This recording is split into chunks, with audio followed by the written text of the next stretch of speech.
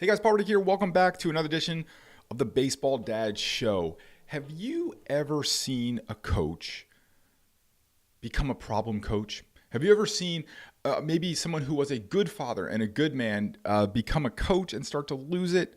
Or is your son playing for a coach whose communication style is antiquated? We're going to talk about all that and more, and we're going to talk about also how to handle what we would deem as quote-unquote problem coaches on this episode. So before we do that, head on over to baseballdadShow.com. Lots of cool stuff over there for you. We have our new course, which is called The Guardian. It's the first course ever specifically for baseball dads, helping us raise great men, husbands, fathers, and leaders of tomorrow as we navigate this new and ever-changing game of baseball. There's also a scorecard there where you can see how your son can fare at the next level and if he's ready to play at the next level. A cut and paste dialogue that you can use to help to ask your son's coach for more playing time without looking like one of those dads. And we're actually going to do some dialoguing today that can be helpful with problem coaches. And also, too, there's a link to our Baseball Dads discussion group on Facebook, which is an awesome group. A couple thousand dads in there talking about everything from baseball, being a baseball dad, being a baseball dad / coach, and just being a dad in general. So great conversation. You can link to everything at baseballdadShow.com. All right, so on with the show. Problem coaches. It's a tough issue. It is certainly something that is becoming a greater issue as the game expands and as there's more opportunity for people just to kind of start coaching. What we find is a lot of coaches that are in positions far beyond their experience. And so just to give you a little bit of background, when I started coaching, I started off as a volunteer, and the first 4 years or so of my career, well, it depends on how you count. I didn't get paid to be a coach for the first 6 years. The last 2 years I worked part-time at a school where, I worked the football games and stuff like that. So longer story, but, my first two coaching jobs were for two legendary coaches in New Jersey, a guy named Jack Burns, a guy named Ray Korn. I had a lot of time to be on the sidelines, to be in the first base coaching box, to be at practice and, be educated and mentored by these guys who were coaching masters. And so by the time I got to my first team and I had moved up in levels of coaching, I had a fairly extensive education on what it was to coach. The average coach today who enters into a travel ball tournament team, they're a dad who usually came maybe from rec league or little league or whatever, and now is thrust into this role, or they're working for one of these academies. And there's so many teams and so many opportunities that the level of coaching just has to drop. It just has to drop. There's no two ways about it. So the X's and O's in baseball are the X's and O's of baseball. And there's certainly people who are better at teaching them than others.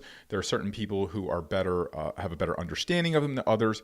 But coaching comes down to like that knowledge of baseball X's and O's. That is kind of just is what it is, right? You know it, or you don't know it, or you have a good understanding or not a good understanding, right? It's kind of they are what they are. But no matter how well, I have seen people who let me start this over. I have seen coaches who did not have a great grasp of fundamentals, but they were great motivators, great communicators, and they were able to get the team to work around a common goal, and they won games, despite maybe a coach who was not the greatest technician. And I've seen teams with coaches that knew every single nuance and idiosyncrasy of baseball play and fundamentals and skills, and could never coach a winning team. So what happens is a lot of times when coaches are thrust into these positions, all of a sudden you get a guy who's, most of these guys are just regular guys, right? And here's all the things that are involved in it. They usually have a horse in the race, which means their kid is probably on the team, okay? There's probably a social a social structure around the team, which probably the team is probably local. They probably know some of the parents. There's probably some social interactions. So that's weird, right? I never coached a team where I was friends with any of the parents I coached. That's a little weird. They probably know enough about the game of baseball to get themselves the job, probably not enough to really be an adequate coach. And I promise you that their communication skills and their mental emotional intelligence on being able to handle different players, different situations, combined with the baseball skills, the social element of the parents, their newness to coaching, and the fact they got a horse in the race, they're not prepared for all that. So what happens is we get situations where it gets hot. Emotions tend to ride high. Situations can get out of control. People can overreact. There's another element that's now a coach has to face that I never had to face. Players now pay to play. I never coached a player that paid to be on the team other than like whatever the $45, American Legion thing was, right? It was either high school professional of where I coached. So I never coached a player that paid to play.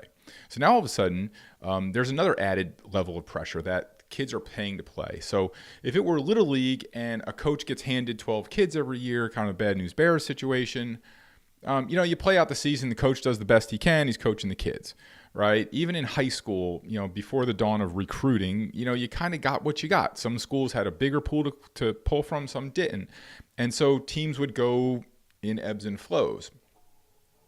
But in this day and age, now you're putting teams together. There's super teams being put together. There's an added pressure on the coach to win, because not only is there time invested, but there's finances invested. So you couple all those things together and you put them on the average guy, the average dad/coach, or the average 20-something baseball coach, and you're going to have problems.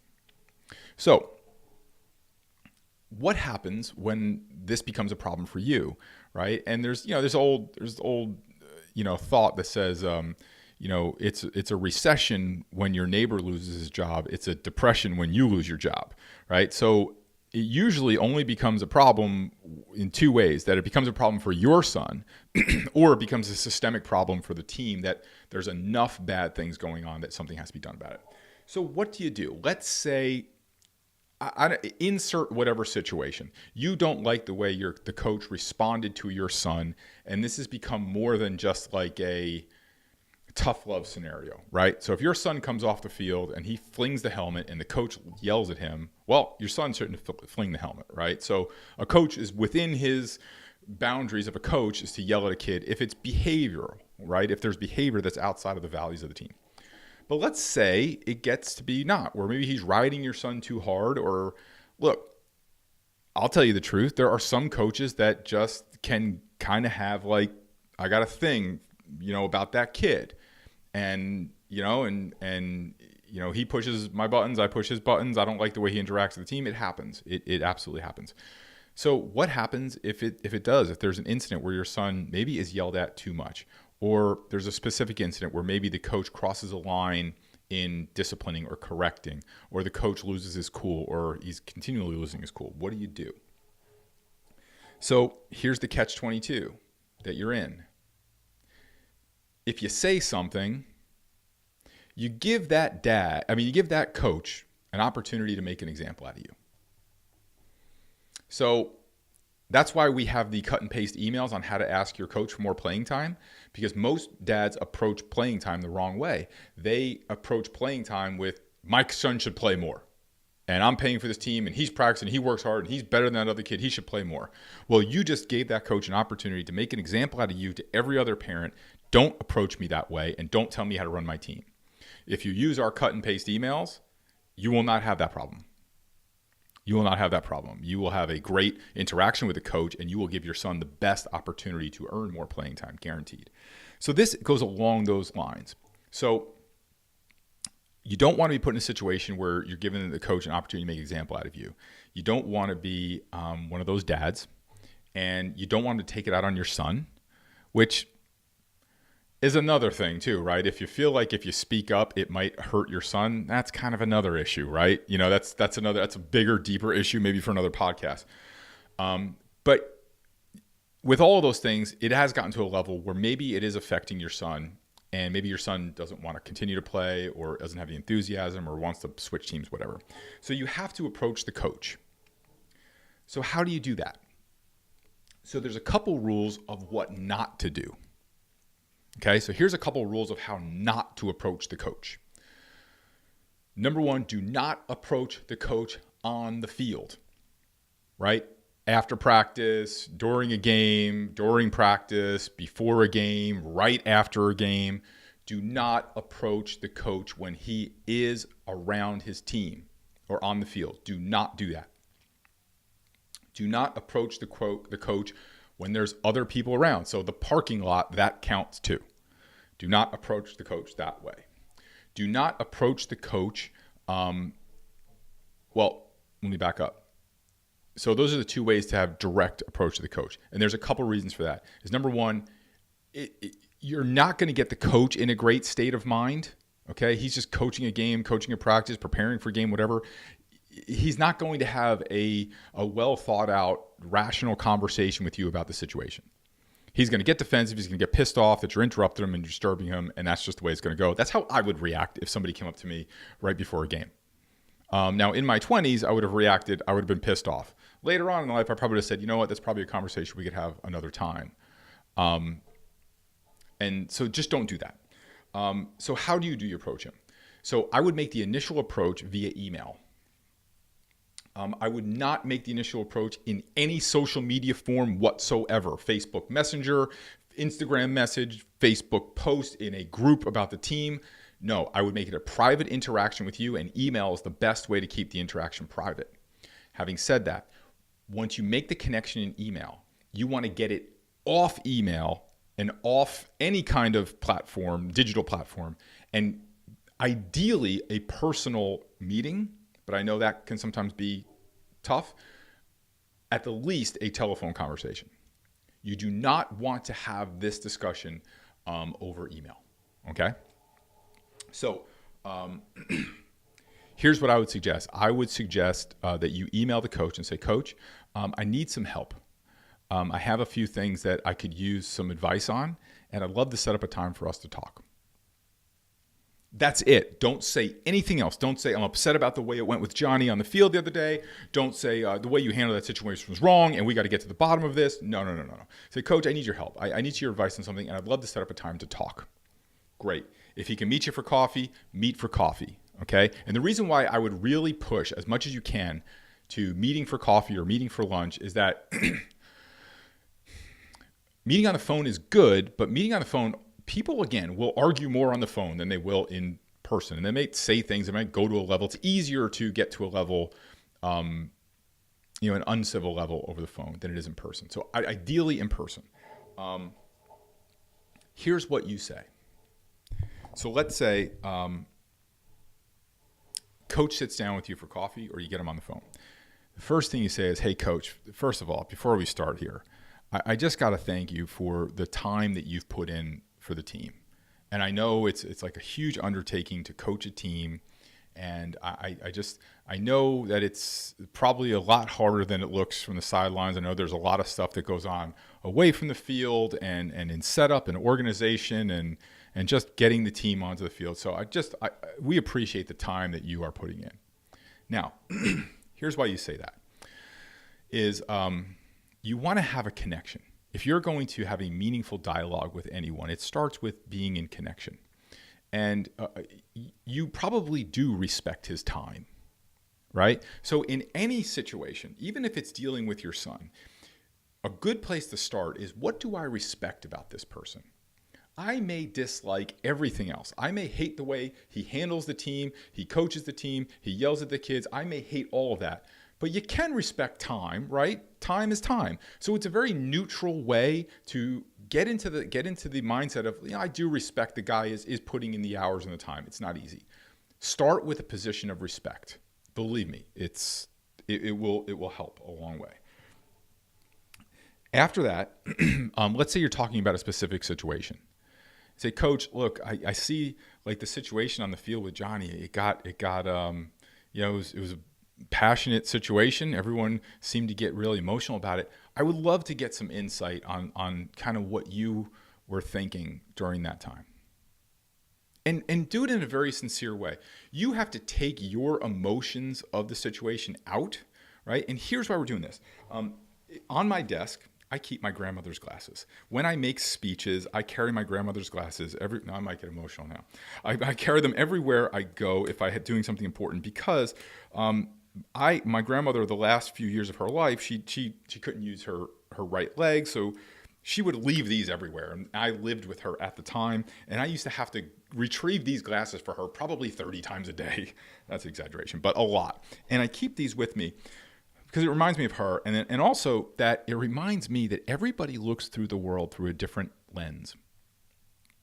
And if we want to be understood, we must first seek to understand. Prayer of St. Francis, right? So if you want to bring about a resolution, step one, find something you can respect about the person. Step two, get a good insight on their lens. How do they see the world? Okay? When you ask him for insight on the situation, you're asking him how he sees it, then shut up. Don't say anything. Let him talk. Don't interrupt. Just let him talk. Give him a lot of like, oh, all right, okay, yeah, oh, right, okay, yeah, I can see that. Yeah, just let him talk. Let him talk. Let him finish. When he's done finishing, right, he'll probably defend his position, right? What he may do, and what usually happens is, once they kind of replay the situation in a calm manner with someone who has approached them in a very open and positive way, they might start to see that maybe they overreacted. Everybody's human, right? Here's after he's done talking, here's what you say. Coach, I totally respect your passion for this situation. I know the games get hot, and believe me, I think the pressure on you, I can't imagine what it must be. We got parents who are paying, you've got practices to run. I get it. The pressure on you is pretty hard. Is really mounted, and yeah, I mean, I can definitely understand, as I do too, as we all do in situations we can lose it. Can I ask you, Coach, are you open to some suggestions on how I can work with Johnny to improve this so that we don't end up here, or that we improve the situation going forward? Which is, I wouldn't say we don't end up here. Take that out. I would say, are you open to some ways that I can work with Johnny so that we can improve this situation going forward? That's a very reasonable request. Now remember, that is a very reasonable request from someone who showed respect towards a person, took the time to get their view of the world, listened to them, and then commented on the pressure that they're under, and then asked them. You didn't ask them for a solution. You say, are you open to it? Everyone's open to it, right? And then I would say, look, my son responds best when he's approached like this, blah, blah, blah. Now, you might run into some roadblock here because of the age of the coach and the generation that he's coaching. So, our generation, we responded to, get your butt in gear, move, don't make mistakes, or you screwed up, right? Or work harder, you're being a wussy out there, all these kind of things, right? We responded to that kind of tough love. This generation does not. And a good coach of this generation, if you are coaching in this generation with these kids coming up, you're going to have to, if you want to succeed, you are going to have to learn how to coach and communicate with each one of these players individually. It's one of the reasons why we encourage coaches to have a 5, 6, 7 on every player. If you're not familiar with 5, 6, 7, or if you're a new listener to the podcast, you can go back and you can see what our 5, 6, 7 is. But you tell them, like, look, my son responds best when he is, kind of given some clear instructions or wherever your son responds best, right? After you explain that to him, then you would say, so going forward, is this a way that you feel we could work together on this?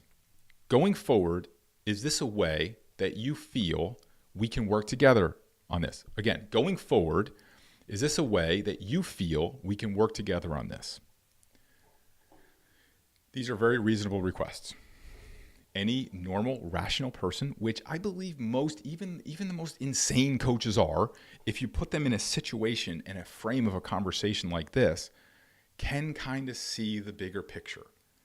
And what you want to do is you don't want to correct the situation, right? Because the situation probably won't just correct, but you can improve upon the situation, start it moving in the right direction. Let the coach have some time to adjust as well.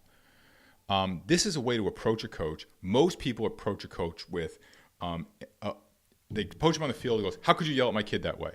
Or, "I can't believe you yelled at a kid this way." Or they call up the coach and they start barking at him about what he should do, what he shouldn't do, how he should be talking to his kid, how he should be coaching, X, Y, and all these other things, right? And that's why these things explode and get out of control. So I guarantee you, if you do this way, this coach will have, first of all, he'll know that he can talk to you like a sane person. Because, look, let's face it too. There's plenty of bad parents out there. Plenty of bad parents out there. So if this were a coaching podcast, we might be talking about how to handle crazy parents, because I've got ways of doing that too, right? And so this he is used to the flack that he gets being kind of from crazy parents. So if you keep this in a dialogue, he's going to have a newfound respect for you. He's going to know that you are a sane person. You can have an honest dialogue. You have pointed out things that you respect about him, the involvement of his time, the task and the level of commitment to his job, the things that are on his to-do list and the pressure that he's under. You might be the first person who ever acknowledged those things. That in and of itself is an olive branch that you can extend to that coach. So again, first thing is, never have the conversation on the field, before a game, during a game, after a game, practice, before, during, after practice. Don't have it around any other parents, not in the parking lot. I would not have the conversation anywhere, except don't have it on social media. Don't make a comment. Don't engage in any of that crap. Email the guy. Say, "Look, hey, I need your help. I'd love to get your advice on something. Could we meet for coffee?" If you can't move for coffee, have a telephone call. First thing you do, find the things you respect about him, even if you hate him. There are things you respect about him. Maybe he's a good dad. Maybe he's, I don't know, wears his uniform great. Whatever it is, right? Whatever it is, you can find something that you respect about him. Get his view of the world through his lenses. Look through his lenses and view of the world. And then understand and compliment again the things, and try to really acknowledge that you see what he's up against. Ask him if he's open to suggestions on improving the situation. Explain how you think your son would respond best. And then ask him, is he open to going forward using this as a way to improve the situation? If at the end of that you have a guy who's still a jerk, well, then he's a jerk. Sorry, when you approach it in this way, in a very reasonable, sane, conversation, a meaningful conversation, and he's still a jerk, well, then he's just a jerk. Some people are just jerks, sorry to say. That kind of wraps this up. Again, this is something I love coaching dads through. I love doing this because this is like, I see a lot of ways that I can make a difference in the game. And there's a lot of, like, I could teach you a sinker, I could teach you a cutter, I could teach you to throw harder and hit better, I could teach you to do all those things.